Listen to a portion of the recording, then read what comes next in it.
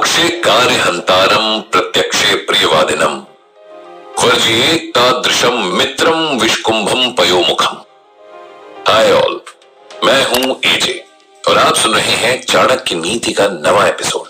अभी अभी जो मैंने एपिसोड की शुरुआत में श्लोक कहा, ये दरअसल चाणक्य नीति का ही हिस्सा है। और इस श्लोक का मतलब है कि ऐसे लोगों से बचें जो आपके मुंह पर तो मीठी बातें करते हैं, लेकिन आपके पीठ पीछे आपके खिलाफ कॉन्स्पिरेसी करते हैं और आपको नुकसान पहुंचाने के प्लान्स बनाते हैं। चाणक्य कहते हैं कि ऐसा करने वाले तो जहर से भरे हुए उस घड़े की तरह हैं जिसकी ऊपरी सतह दूध से भरी है। देखिए, ये श्लोक मैंने सबसे पहले इसलिए सुनाया क्योंकि हमारा अभी का सवाल एक ऐसे इंसान की तरफ से आया है जो अपने 16 बरस के बेटे को समझा ही नहीं पा रहा है कि उसके दोस्त एक्चुअली उसे हार्म कर रहे हैं। और समझाए भी तो कैसे भाई, क्योंकि लड़का टीनेज है, रिबेल है। इधर आपने उसके फ्रेंड्स के बारे में कुछ कहा और उधर वो नाराज। तो चाणक्य नीति कहती है कि सेल्फिश और ग्रीडी लोगों से हमेशा अवेयर रहना चाहिए। ये लोग सिर्फ खुद का भला सोचते हैं और यही वजह है कि ये लोग हर तरह से खतरनाक होते हैं। छोटे से छोटे बेनिफिट के लिए किसी को भी चीट करना इनके नेचर में होता है। इसीलिए ऐसे लोगों को जान लेने के बाद तुरंत उनसे दूरी बना लेनी चाहिए। चाणक्य ने दोस्ती को बुरा नहीं कहा है, लेकिन हर रिश्ते को बनाने से पहले उस पर अच्छे से विचार करने को इंपॉर्टेंट बताया गया है, खास तौर पर फ्रेंडशिप या एसोसिएट चुनते टाइम। क्योंकि अगर बंदा सही नहीं है तो लाइफ में लोचा यानी एलएमएल हो सकता है। हाँ यार, मैं भी थोड़ा यंग जनरेशन के जार्गन्स और लैंग्वेज को सीख रहा हूं, तो समझ है ना। अच्छा, बाय द वे, मैंने एक हिंदी मूवी देखी थी, उसमें जो लीड कैरेक्टर था वो कहता है कि विश्वास में भी विष का वास होता है। और पूरे हॉल में तालियां सीटियां बज गईं, लेकिन किसी को ये पता ही नहीं था कि ये लाइन चाणक्य नीति के एक श्लोक से आती है। न विश्वसेत कुमित्रे च मित्रे चापि न विश्वसेत कदाचित कुपितम मित्रम सर्वगुह्यम प्रकाशेत।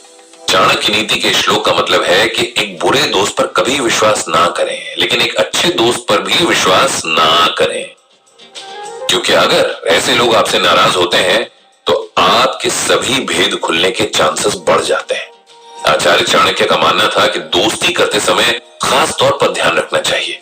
अगर सही दोस्त ना हो तो नुकसान का खतरा बढ़ जाता है। इसीलिए सेल्फिश दोस्तों से दूरी बनाकर रखें। इसके अलावा चाणक्य ने एक और कमाल की बात कही है जो कि वाकई प्रैक्टिकल है। उनका कहना है कि दोस्ती अमूमन स्वार्थ यानी कि सेल्फ इंटरेस्ट पर बेस्ड होती है।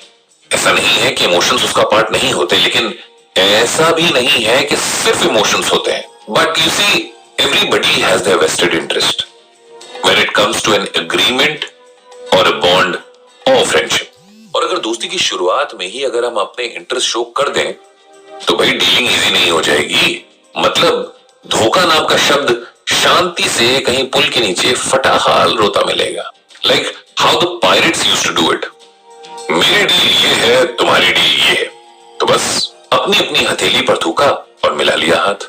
पुराने जमाने में इस तरह से दो लोग ब्लड ब्रदर्स भी बन जाते थे, वो भी अपनी अपनी हथेली पर शार्प नाइफ से कट लगाकर।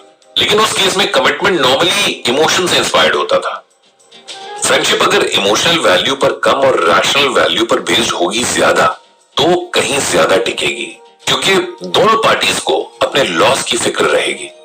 हाँ, देखो ना, ये तो आजकल चल रहा है सोशल मीडिया पर, तू मेरा पेज लाइक कर, मैं तेरा पेज लाइक करता हूं, हम दोनों कोलैब करेंगे और साथ में कुछ दिन तक काम करते रहेंगे for mutual benefits. And deal के एंड में ये तेरे डिलीवरेबल्स, ये मेरे डिलीवरेबल्स, दोनों ने डिलीवर किए और उसका दोनों को ये आउटपुट मिला। अभी अगली डील होने तक स्टे इन टच ब्रो या स्टे इन टच बेब्स, ये चलता है। टेक्निकली हर कोई एक दूसरे का यूज कर रहा है और सबको ये पता भी है, लेकिन म्यूचुअल बेनिफिट के लिए कुछ टर्म्स ड्राफ्ट हुए हैं, मेल्स का एक्सचेंज हुआ है और थोड़े एमओयूज भी बने हैं। सो हो गया। ऐसे मेरे भी दोस्त हैं, मेरे उनके लिए इमोशंस भी हैं, लेकिन फिर भी मुझे ये वाला लॉजिक बड़ा अच्छा लगा। Simple deals, no strings attached. देखिए, एक बात मैं आपको बता दूं यहां पर कि मैं जो ये बातें आपसे कह रहा हूं ये सुनने में आपको बहुत बुरी लग रही होंगी, लेकिन पंचतंत्र से लेकर हिंदी फिल्मों तक हमें सच्ची और पक्की दोस्ती की कहानियां सुनाई गई। लेकिन देखा जाए तो उस दोस्ती के नाम पर मोटा मोटा धोखा ही रहा है। तो भाई फिर उस पर दोस्ती का कवर चढ़ाएं ही क्यों? सीधे से डील बताएं, सिमिलर टर्म्स पर आए और पार्टनर्स बन जाएं। और उस रिश्ते या डील के हर टर्म्स एंड कंडीशंस को पूरी शिद्दत और इमोशन के साथ अपनाएं। फिर देखिए जादू, न केवल डील रिन्यू होगी बल्कि मेरे हिसाब से डील बड़ी भी हो सकती है। इसी को तो कहानियों में भरोसा बढ़ाना कहते हैं। और हो सकता है कि ये डील्स एक के बाद एक कामयाब होती चली जाए और आपकी आने वाली पीढ़ियां भी आपस में ऐसी डील्स करें और म्यूचुअली एक दूसरे की ग्रोथ में रिस्पॉन्सिबल बने।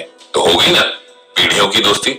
I mean technically a successful deal जिसमें लोगों ने अपने इमोशन नहीं बल्कि एक दूसरे के साथ टाइम इन्वेस्ट किया है और मार्केट के हर उतार चढ़ाव को म्यूचुअली फेस किया है। And this is how it should be done. एक दिन इंस्टाग्राम पर मैंने किसी का अपडेट देखा था कि अक्ल बादाम खाने से नहीं धोखा खाने से आती है। सो फ्रेंडशिप में धोखा? Why in the first place? भैया कैलकुलेशन सही हो तो लाइफ में धोखे से बचा जा सकता है। अक्सर आपको धोखा उन्हीं लोगों से मिलता है जिनमें आप अंधा ट्रस्ट करते हो, है कि नहीं? अभी मेरा मूड बड़ा विचित्र हो रखा है, लेकिन आचार्य विष्णुगुप्त चाणक्य की प्रैक्टिकल बातों से थोड़ा अच्छा भी लग रहा है। आपको कैसा लगा